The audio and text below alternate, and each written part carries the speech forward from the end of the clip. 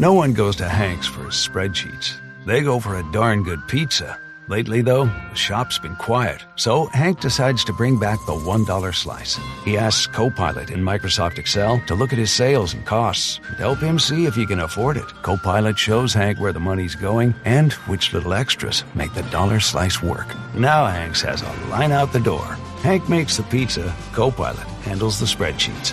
Learn more at m365copilot.com/work. This episode is brought to you by Ferrero. Soccer's biggest stage is approaching, and Ferrero is making it easy to go all in. Pick any two Ferrero brands from Kinder Bueno to Ferrero Rocher, and you could win the $1 million grand prize, plus an exciting range of daily and weekly prizes. Don't miss your shot. Official rules apply. Learn more at goallinandwin.com. This episode is brought to you by MGM Plus. From and its Horrors returns for season 4, centered around a town that traps all those who enter. Terrifying creatures that come out at night. Horrors some wished had stayed buried. Where desperate hope leads to darker truths. Dangerous new arrivals, a sinister figure, a shocking revelation. From season 4 premieres April 19th on MGM Plus. Some doors should remain closed. Hello there, Stanley Carr here. You know, I love collecting music and sports memorabilia. Want to know where you can find some? I'll tell you. Go to oldglory.com. This website features one-of-a-kind apparel from your favorite sports teams and musical artists. And I can help you get 15% off of all items. Use the code WWH135. Enjoy the episode. Welcome to Wrestling with Heart, a podcast looking at pro wrestlers giving back to their community. Join me, Stanley Carr, as I interview wrestling's hottest names who use their platforms as entertainers to raise awareness and do community service. Hello and welcome to another edition of Wrestling with Heart. This is the show where we talk with professional wrestlers and professional wrestling personalities about their lives in and outside of the ring, as well as doing acts of charity work, community service, volunteering, and spreading positivity. We're always about the positive vibes here on the show. And with me right now, I've got a very special guest. She is a rising star in the independent wrestling circuit, worked for numerous companies across the country. I'm pleased to welcome Emily Locke. Welcome, Hi. Emily, to Wrestling with Heart. Thank you for having me. I'm really excited for this. It's my pleasure. So, where are you from, Emily? Well, so originally, I was born in Pennsylvania. I grew up in Ohio, and now I live in Tampa, Florida. So I've been all over, I guess. Yes, just cross country, all over the place. Yeah, I guess so. Were you always a big wrestling fan? No, I was not. So it's funny. I always talk to people like fans and like all of my like wrestling friends about how I don't have the typical wrestling upbringing. I had exposure to professional wrestling when I was a kid. My uncle would watch it and he enjoyed it. But I never like was really into it until I got into college, and I met a group of friends in college, and they kind of like introduced me to it, and then that's when my life kind of engulfed in wrestling, was when I was in college. And then I moved to Florida, and I found Jay Lethal School, and I said, I'm doing it. So yeah, that's my upbringing. So I mean, I was exposed to it, but I never grew up watching it, to be honest with you. Now, growing up, were you always into sports? Did you play a lot of sports growing up?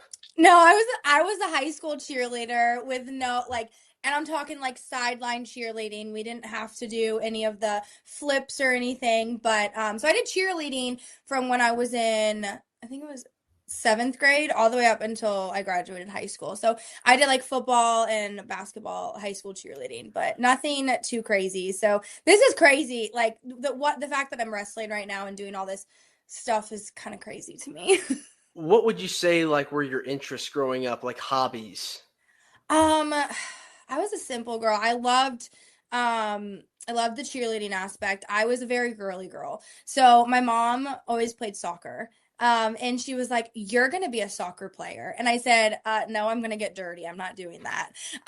So my mom tried to get me into that kind of stuff, but I was always into like the makeup, and like I collected Bratz dolls when I was a little kid. And I've always been like I love animals, and I love like art stuff. So like one of my current things I love to do is diamond painting. So I had like a very, like, I would never expect that now when I'm 28 years old, I'm a professional wrestler. Yeah, so you just had a wide variety of different Yeah. things that you were into. And so growing up, doing cheerleading and going to college and eventually falling into the industry, talk to me about the first, I guess, match or two that you remember watching. I couldn't tell you the exact match I remember watching, but I do remember the moment I like fell in love with wrestling, and that was my first show that I ever went to. And I've talked about this before, where I went to a Ring of Honor show. I want to say it was in Michigan. It was either in somewhere in Ohio or in Michigan. And the main event was Jay Lethal, which again I was trained by Jay Lethal, so it was like such a full circle moment when I went and trained with Jay Lethal. Um, but I remember just watching the main event. I'm pretty sure he was wrestling like Dalton Castle. I can't remember exactly, but I just remember it was Jay. And I was just watching this match with all my friends, and they could see me. They're like, "Oh, she's loving it. She's loving it. She's loving it." And that was like the moment where I'm like, "Wow, this is something special." Because because I never really knew the extent and the storyline and everything that goes into professional wrestling until I went to my first show in person. And I'm like, this is bigger than anything I could ever imagine.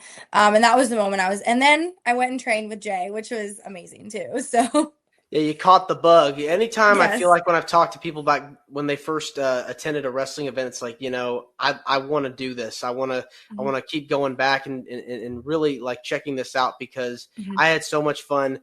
Now I'm here, and some of the people that go to these shows, they want to be in the business themselves. And so, how did you and Jay get connected?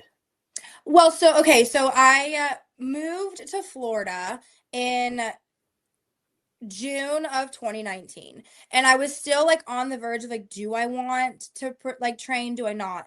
And then I started looking into wrestling schools, and I was looking and looking and looking, and I found Jay's school. Now, this was in March of 2020. So I found Jay's wrestling school in March of 2020, and I messaged them and I was like, hey, I'd love to do this. And they're like, cool, we have one more spot.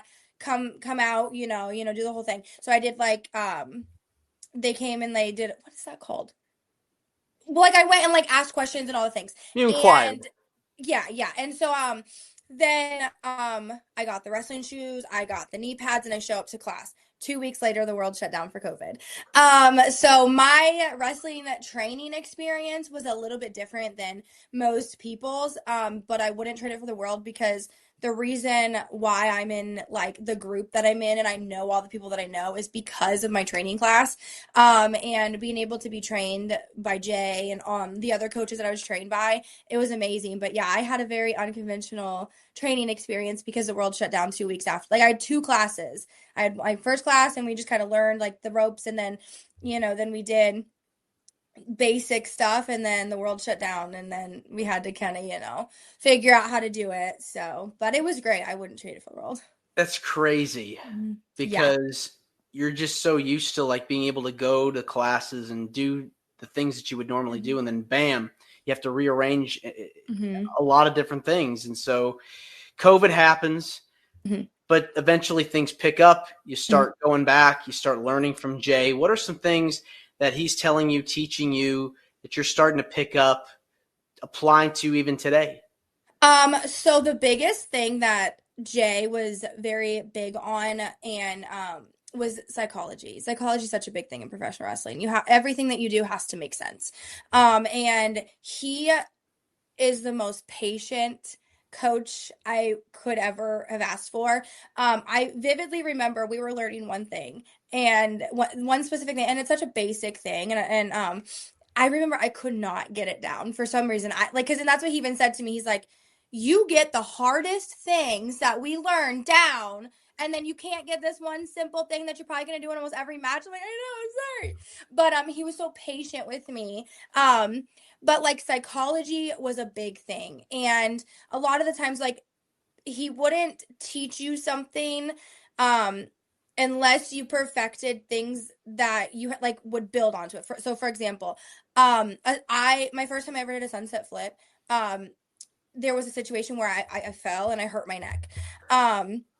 And so it was the very first time I ever did a sunset flip. There was something that I wanted to learn how to do a sliced bread. And he was like, I love that for you, but you never perfected the sunset flip, so I'm not going to teach you how to do that because you need to learn that before you can get to like the higher things. And that was something that I was like, wow, like he's not just going to teach me something because I want to. He's going to make sure that I can do it correctly because, you know, he doesn't want me to get hurt. He doesn't want my opponents to get hurt.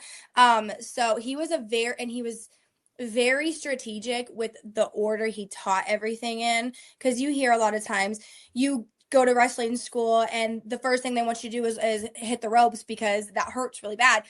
That's not one of the first things we ever learned, because he was like, we need to gradually get there. I'm not trying to kick you out of the wrestling. I want you to be happy with it, and I want you to continue to do this. So that was the biggest thing that with Jay was he was very patient and a very kind man.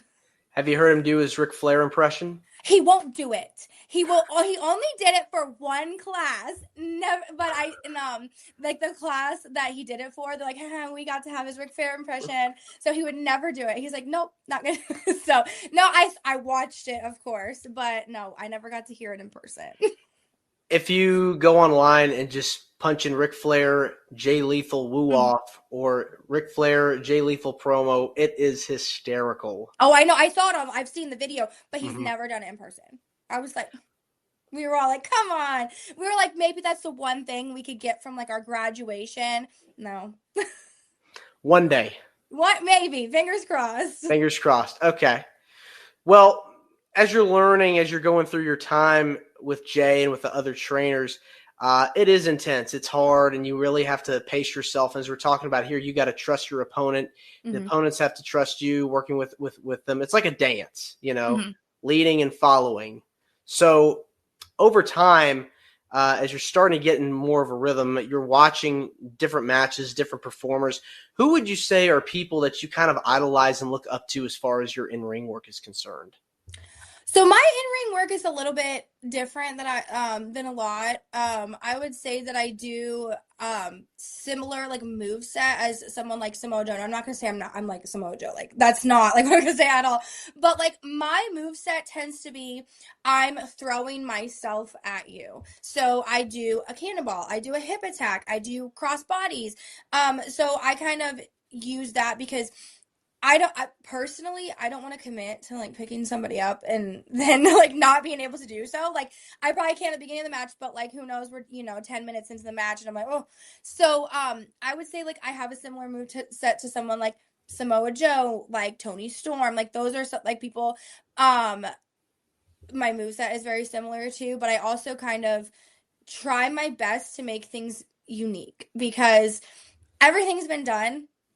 And I feel like a lot of times when you go and you wrestle somebody, it's a lot of the same things. And obviously everybody wants to stand out. So I'm trying my best to find a moveset that's okay, like for other women, but it's also unique and it makes me stand out. So that's kind of the way I try to like make my moveset and the way I wrestle. So yeah, find what's special to you. Pick a few influences that you have and combine them and fuse them into one. Right. And I think that's what tends to work for a lot of different people. Mm-hmm. So you get in the ring, you have your first match, nervous, scared, afraid. Talk to me.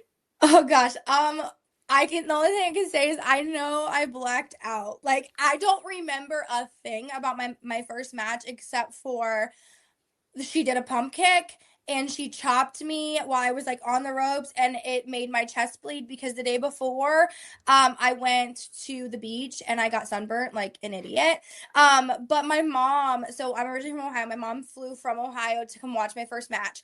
And it was in June. And it was like a Father's Day type thing. And it was in a parking lot. So in Florida. So it was hot as anything. And I just remember, and it was a good match. Like I know for a fact it was a good match, but I don't remember a thing except for the pump kick and the chop. That's it. Like, so like I was so nervous, but I was so excited and I was grateful for my opponent because she was somebody who I trained with and I trusted and she was very good to me. She was okay with like how nervous I was and everything. And she was there for me and it was great. I just was so nervous and I know I don't remember a thing from that match. But your confidence grew. 100%. 100%. Yes. Well, since you've been in the ring, you've had a few years under your belt experience, who have been some people that you've enjoyed stepping in the ring with over the last few years? So I've wrestled some great opponents. I got to wrestle Steph DeLander, which was amazing. I've wrestled Myla Grace, which was awesome as well. I wrestled over in the UK and I got to wrestle Maddie Morgan and Melissa Fierce. Those were two amazing opponents. I love wrestling Kelsey Reagan. She's one of my favorites to wrestle. I had a big thing going with the professional wrestler T Gaines. She's one of my favorites to wrestle. And then I have to give a shout out to Catalina Perez because she was the first person that I did ever wrestle.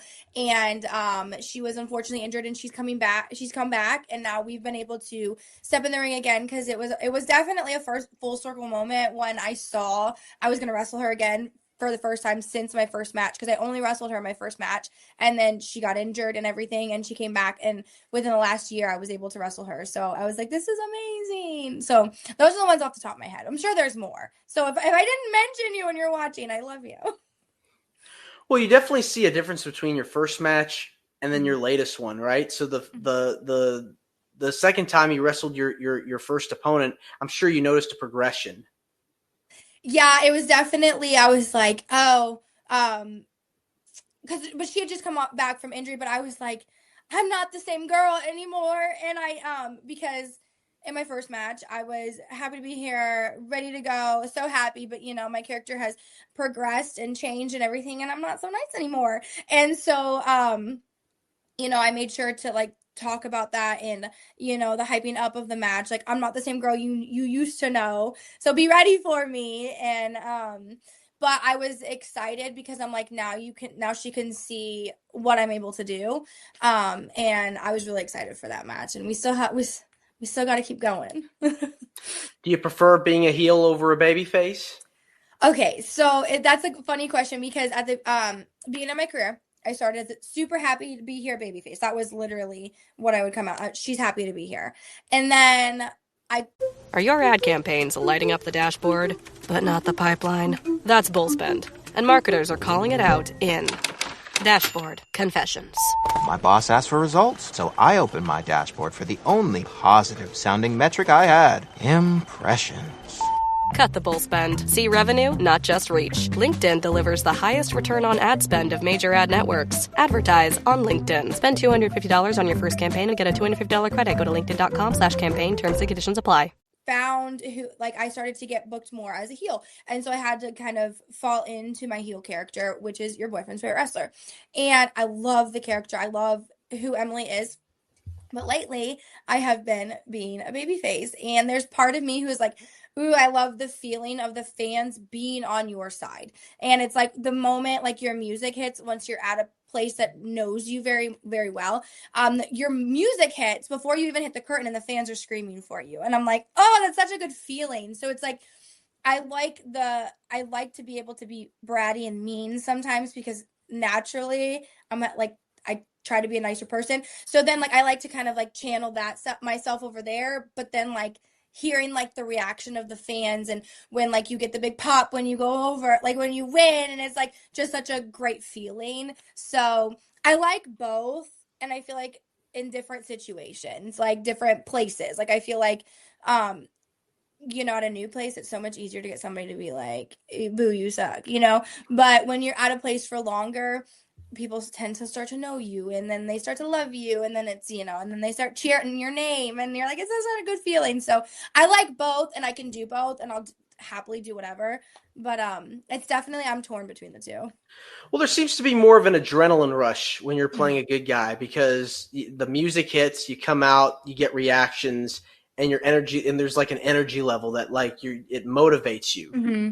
Mm-hmm. Absolutely, 100%. And it's such a good feeling. The beginning of your match, you're hearing Emily, and you're just like, I didn't even do anything yet, and you just love me, and it's like, oh, that's why I do it, because those fans are out there, and they knew me right away, and they were excited to see me. So it sets the tone for the evening, right? Absolutely. Future goals. What do you hope to accomplish in the next few years in the wrestling business? Any future dream opponents that you'd like to be in the ring with? So of course, like most people on the independent scene, the goal is to be signed. Um, do I have like a preference of where? No, I would just like to. My goal is to make wrestling full time. Um, and I also want to continue to travel because last year I did wrestle in the UK, and it was one of the it's probably the highlight of my career so far. It was absolutely amazing. And so my goal is to also travel to more places. Would I go back to the UK in a heartbeat? Like absolutely. But I want to go to more places. Maybe Germany, France, I'd obviously Japan. That's where we all want to go. So like short-term goals, continuing the traveling, getting all over the place because there's and then get to the point where wrestling's full time for me, and of course I would love to get signed by any of the big promotions, but hopefully with my boys by my side too. We'd love to be all together, but yeah, I just want wrestling to be my full-time job. So Yeah, and I think that there's so many different places to work now, and I think there's never been a better time to be a wrestling fan because you've got WWE, you've got AEW, you've got TNA, you've got NWA, you've got all these places at your fingertips now, and with the advent of the internet and social media especially, you can go online and watch thousands of different promotions. Oh yeah, it's right at your fingertips. Like obviously because I'm a wrestler, but it's constant. Like this is like the best time to be a fan and a wrestler because wrestling is so big right now. And I just hope myself and like everybody around me can capitalize off of it and do what we love to do. Who would you say is somebody that you want to face in the future?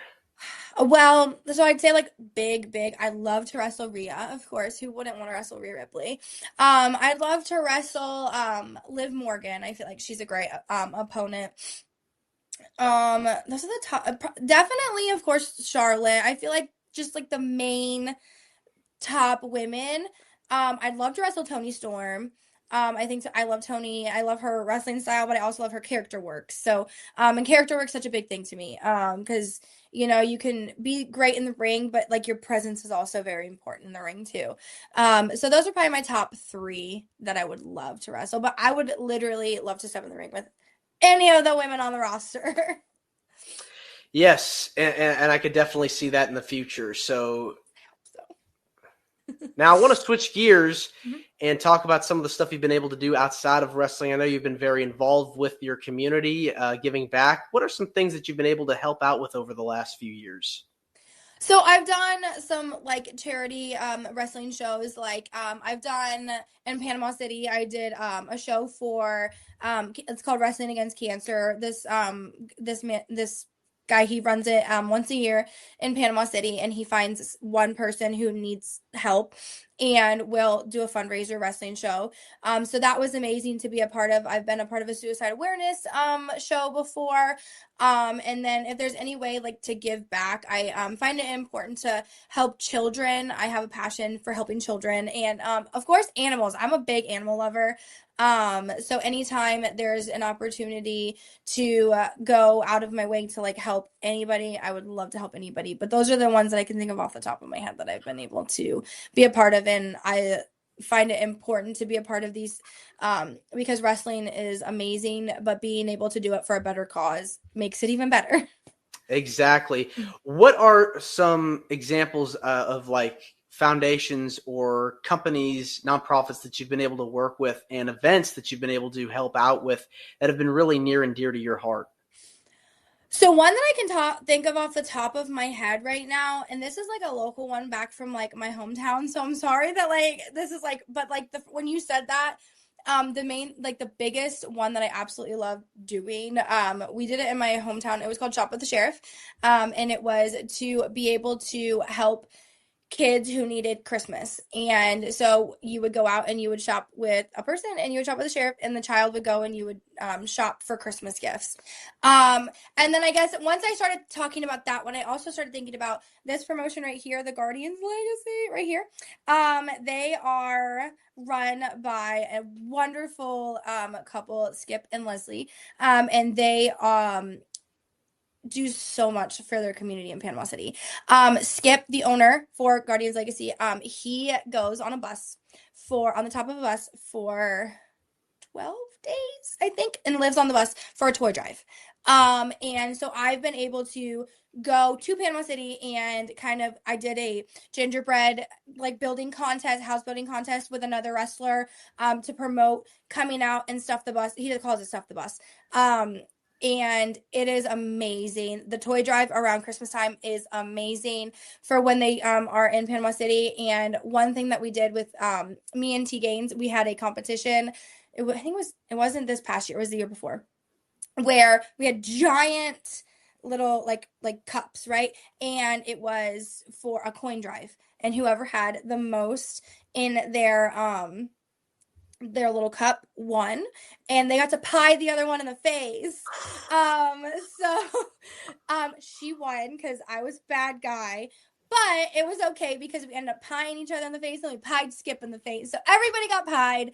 But it was amazing time because we were able to give back to the community on top of being able to have a good time and make the fans excited. Who's winning, Emily, T Gaines, and it was the whole month of, I want to say whole month of November, because the show was in December. And it was amazing, and I would do that over and over and over again. But Guardians Legacy does a lot for their community in Panama City.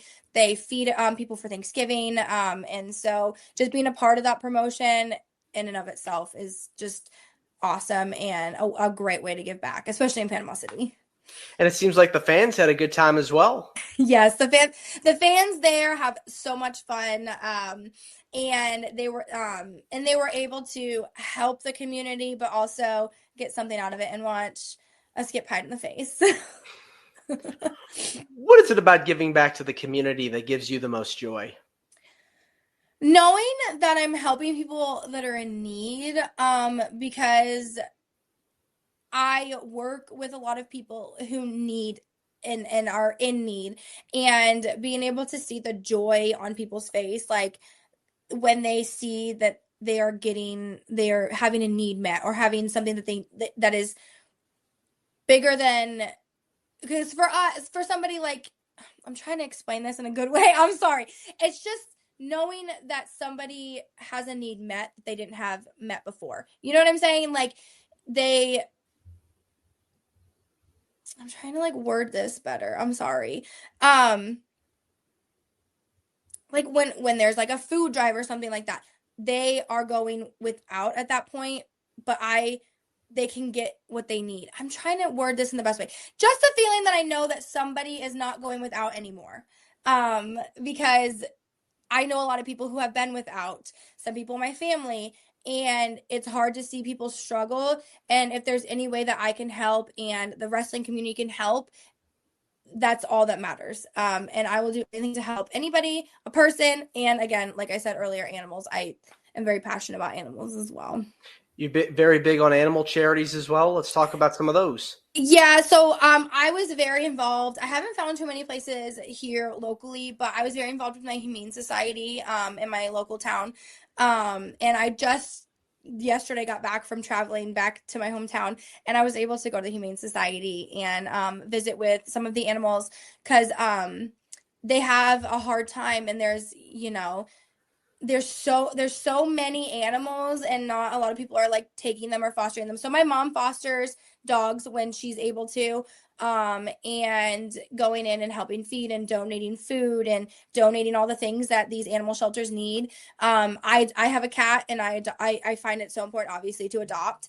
My cat is my pride and joy, and his backstory is really sad. He was in and out of foster homes, and the day that I went to just look at cats, he came up to me and he rubbed on me, and that was the day he got into the shelter, and I said, that's mine. And now he's the most spoiled cat ever. But it's, my mom has a dog, and her dog was found in a cornfield, and now again he's spoiled as anything, because these, just like people, they go through a lot of traumatic past, and animals don't have a lot of control over their lives. And I find, and it's so hard to hear how people treat animals poorly, because again, they don't know why people are treating them like this. And so yeah. But you're giving them a home and a shelter, yes, and a place to live, and food and everything. So you're trying to make them feel better about their situation. So kudos to you for being able to do that. Thank you. I appreciate it. If I could take all the cat, I'm a big cat person. If I could take all the cats in the world, I would, but I can't. Well, Emily, I just want to say thank you so much for coming on to Wrestling with Heart. It means a lot to me and to my listeners and viewers that are watching this on YouTube. Where can people find out more about you on social media? And if there's anything you want to plug, feel free. So you can follow me on Instagram, X, and Facebook at I'm Emily Locke. But I also have a YouTube channel where every 2 weeks, every other Tuesday, which since when we're recording this is tomorrow, I post vlogs with myself and Exodus. And my YouTube is Emily Locke Pro.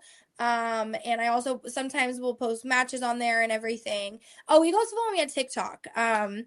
But yeah, I'm trying to get, like, social media is a big thing right now in wrestling. So we try to, like, get on there and everything. But our vlogs are one of my favorite things to do. So if you want to subscribe on YouTube, I would very much appreciate it. What's your favorite vlog that you've been able to film so far? All of my England vlogs. So we started the vlog for England. So we started it like a couple weeks prior to going to England, obviously to kind of get like used to filming and doing all the things. But watching back my England vlogs are my favorite because it's like you get to see all the things you got to do and all the places you were and like yeah, so that one. And then I think the one like two, there was one that we filmed and I was like editing it. I was like, this is funny. Like, so a lot of them are just like, I'm like, wow, we're like you don't realize some of the things that like you're filming and then you watch it back and you're like, oh, that was really funny, or you didn't realize something was happening in the background of your film. But yeah, so I kind of like it as like a digital diary of my wrestling journey. Because you go so many places and you do so many things and sometimes you don't remember all of it, but then having these vlogs, like 10 to 15 minute little vlogs every 2 weeks, just to like remember all the things you've done, it really puts in perspective what you've been able to do, what I've been able to do, my group has been able to do, and it makes me feel very appreciative for wrestling. So yeah, it's exciting. Good way to spread awareness and let people know a little bit more about you and what's been happening and all the cool things that are coming up. So yeah, and the grind on the indies, I guess. Yeah. Well, Emily, thanks again, and you're more than welcome to come back. I appreciate it, and I'd love to come back. This was very fun. Yes, we'll make it happen. We'll do a part 2. It. Sounds great. All right, take care. You too. This is Wrestling with Heart. I hope you found this podcast to be informative and entertaining. If you did, please hit the subscribe button and look out for the next edition.